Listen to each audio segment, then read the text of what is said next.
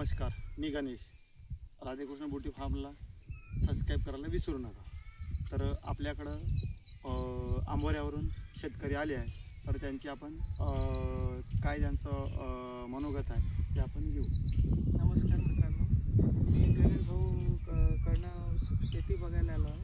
म्हणजे शेतीचे मार्गदर्शन करतात चांगल्या पद्धतीनं. मी कुणाल वाघमारे, मुक्काम मांडण, तालुका कुई, जिल्हा नागपूर येथून याचा शेतकरी आहे. मी मला पेरूबाग लावायची आहे आणि मला हे याचं मार्गदर्शन करत आहे.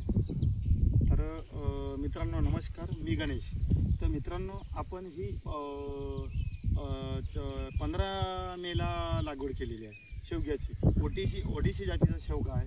15 मेला लागवड केल्यानंतर आपल्याकडे झाडाची कंडिशन एवढी आहे आणि आपल्या 2 कटाया होऊन गेलेल्या आहेत याच्या. पण आता मित्रांनो आपल्याला तिसरी कटाई करायची आहे आणि तिसरी कटाई करायची की झाड वेडवाकडं वाढू नये आणि खूप उंच वाढू नये, म्हणून आपल्याला याची पण अशी आतलं तिसरी कटाई करायची आहे. कारण की झाडाला फुलंसुद्धा आलेलं आहे बघा.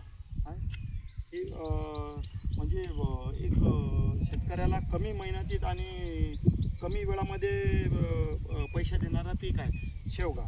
आणि मित्रांनो आपल्याकडं 2.5 एकर शेवग्याची लागवड आहे आणि हे शेतकरी आपल्याकडं मार्गदर्शन घ्यायला आले की नेमकं लागवड कधी केली, जात कोणती आहे, व्हरायटी कोणती आहे आणि उत्पादन कधी यांचं सुरू होणार आहे.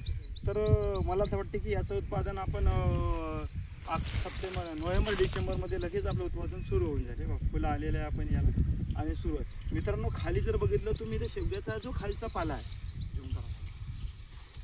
तर मित्रांनो काही शेतकऱ्यांच्या पावसाळ्यामध्ये आता पावसाळा भरपूर सुरू आहे तरी झाड कुठं तुम्हाला पिवळं पडलं दिसत नाही किंवा काही दिसत नाही. कारण की मित्रांनो एकच झाड नाही तर हे तरी बघा पूर्ण म्हणजे असं आपली ही तिसरी वेळ जरी आपली कटिंग झाली समजा तर झाड बुडामध्ये बी तुम्हाला बुंदा मजबूत आहे आणि बुडातून असं पिवळं पडलं वगैरे काहीच नाही.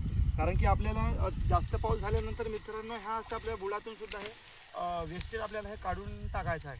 त्याच्यामुळे बुरशी किंवा झाडावरती कोणत्या प्रकारचं जर जमिनीला फांद्या चिपकून असल्या तर बुरशी किंवा हरी किंवा एखादा जास्त रोगराई याच्यावरती चढत नाही.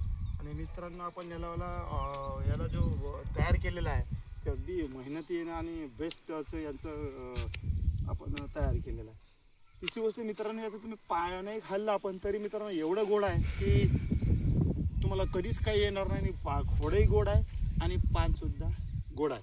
आपण सुद्धा पुढच्या उन्हाळ्यामध्ये याच्यासुद्धा शेतकऱ्यांना आपल्याबरोबर दुसऱ्या शेतकऱ्यांची सुद्धा परिस्थिती उंचावेल आणि असं तरी मला वाटते आपण सुद्धा बियाणं उपलब्ध करणार. राधेकृष्ण ब्युटी फार्मला सुद्धा आपल्याला मार्च ते मे महिन्यामध्ये पुढल्या वर्षी बियाणं उपलब्ध होईल. धन्यवाद.